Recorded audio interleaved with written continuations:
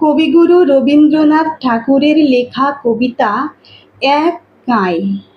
আমরা দুজন একটি গাঁয়ে থাকি, সেই আমাদের একটি মাত্র সুখ। তাদের গাছে গায়ে যে দোয়েল পাখি, তাহার গানে আমার নাচে বুক। তাদের দুটি পালন করা ভেড়া চড়ে বেড়ায় মোদের বটমূলে।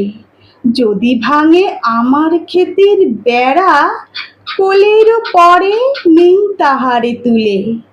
আমাদের এই গ্রামের নামটি খঞ্জনা, আমাদের এই নদীর নামটি অঞ্জনা। আমার নাম তো জানে গাঁয়ের 5 জনে, আমাদের সেই তাহার নামটি রঞ্জনা। দুইটি পাড়ায় বড়ই কাছাকাছি,